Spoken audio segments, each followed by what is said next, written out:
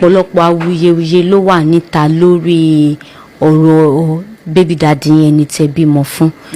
Àwọn èèyàn ní wọn ò ṣe dáadáa sí yín tó, wọn ò tọ́jú ọmọ wọn. Ṣé wọn ò gba ọmọ lọ́wọ́ yín ni láti bẹ̀rẹ̀ àbí nǹkan kan yí padà ni? Ó gba ọmọ mi. Wọ́n gba ọmọ yín Ó gbà. láti bẹ̀rẹ̀. Ó gbà láti bẹ̀rẹ̀. Nǹkan kan yí padà ni. Kí ni ẹ fẹ́ kàn ṣe?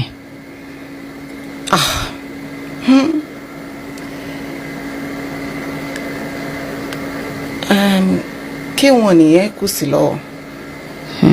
Yes. Kí wọn ló kù sí lọ́wọ́. Kó ṣe responsibility Malik. That's all. That's all you are seeking for. Ṣé wọ́n mọ̀ pé sick rárá? Kò kọ́kọ́ mọ̀. Pé sick. Ẹ sọ fún wọn. Mi ò sọ fún. Why? Ewo, long story nìyẹn. Okay. Kò kọ́kọ́ mọ̀. So ìgbà tó ti mọ̀, wọ́n gbìyànjú agbára wọn. But wọn ò dá sí mi mọ́. Láti gbà yẹn. Yeah, láti gbà yẹn. Kí ni ẹ̀yin wá ń rò pé kí lẹ̀ expect látọ̀dọ̀ wọn, kí lẹ̀ fẹ́ kàn ṣe? Kó máa take care Malik ni. Kàn take care Malik. Tó má ti take care Malik, ọkàn yín á balẹ̀ sí àbí? Ó dà, Ọlọ́run á ràn wọ́n lọ́wọ́. Wọ́n máa ṣe lágbára Ọlọ́run. Ọlọ́run á túbọ̀ máa gbọ́wọ́ àwọn náà sókè. Wọn ò ní wálẹ̀ lágbára Ọlọ́run. Wọn ò ní rá padà sí burúkú. Àwọn náà ò ní ṣàìsàn lágbára Ọlọ́run. So láti ìgbà tí ọ̀rọ̀ yìí ti wá ń ṣẹlẹ̀, ti sickness or no sickness, báwo lẹ ṣe wá ń cope?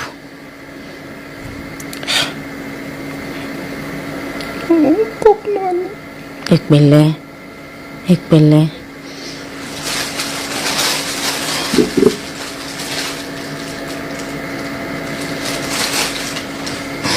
Ọlọ́run ní pa yín lẹ́kún, ṣẹ́gbọ́n, ẹ gbà.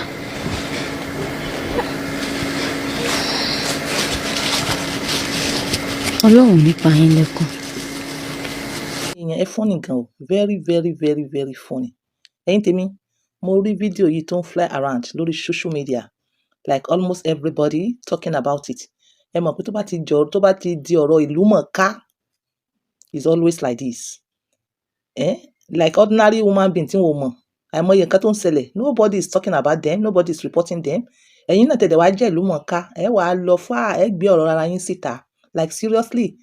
So ẹ̀yin èèyàn ẹ funny gan, ìdí tí mo fi ní ẹ funny gan ni pé, ṣé ìgbà tẹ wá ní Wasiu Ayinde ó accept ọmọ Bùsọ́lá on stage, does that make sense?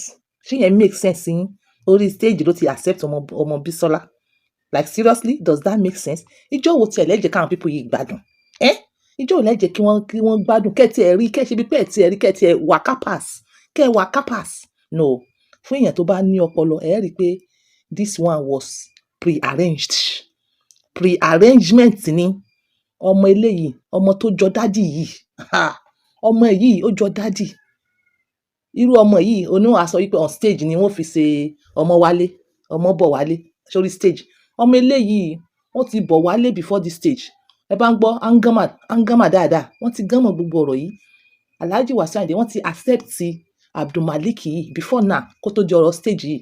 Like ẹ wo interaction, does it seem to you that kìíní yẹn surprise boy yẹn bí daddy ẹ ṣe pé ṣó surprise yín?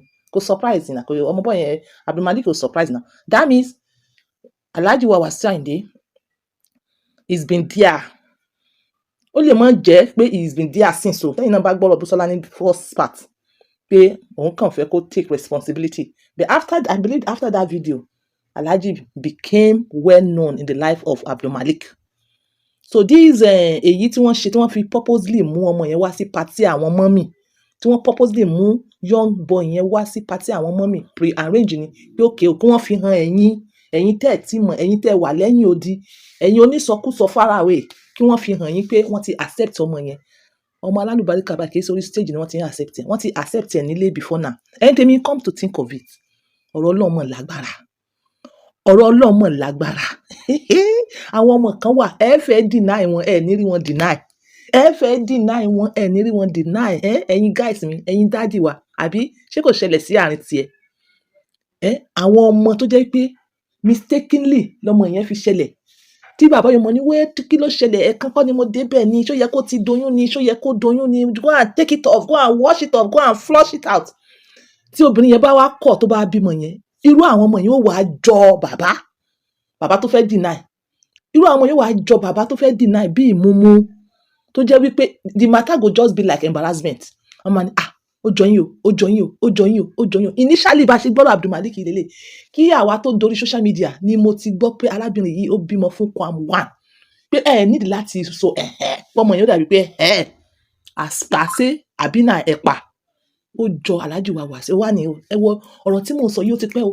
Ọ̀rọ̀ tí mò ń sọ yìí mi ò lè gẹ̀sẹ́tì that particular year, maybe more than 10 years now. More than 10 years láti ẹ̀tí lálàpọ̀ okay o, social media sef will be here. Ẹ wá wo ọmọ yìí tí wàá dàgbà lọ́jọ́ tòní. Ẹ wo bó ṣe wá jọ dájú ẹ̀ bí ìmúmú. Ẹ̀yin ọkùnrin, like ẹ mọ ibi tẹ́ mọ yí ẹyin sí. Ẹ mọ ibi tẹ́ mọ yí ẹyin sí. Like you don't want ò fẹ́ kí wọ́n pè ẹ́ padà. Wọ́n fẹ́ kí wọ́n recall ẹ padà. Rọ́bà dáàbòbò wà ń bẹ̀. Rọ́bà dáàbòbò ó wà ń bẹ̀. So yẹn because asọ́. Bí okay o, ẹ má ṣe ṣìnà bẹ́ẹ̀. Ẹ gbọ́. But if you must do ṣìnà, tell me your advice. If you must do ṣìnà, rọ́bà dáàbòbò. Kì í ṣe nípa ti oyún nìkan. Nípa ti pé kíni, nípa ti ẹ̀mí rẹ náà. Àmì léyìí, like orí ọ̀fẹ́ ni. Alhamdulillah ló jẹ́ fún Bísọ́lá. Alhamdulillah ló jẹ́ fún pé lọ́jọ́ àná yẹn o. Òun ò lo rọ́bà dáàbòbò. Mi ò advice yín bí ẹ̀yin young girls o. You better be careful. Tẹ́ bá lọ sí dáadáa náà mọ̀ jẹ́ regret ẹ̀.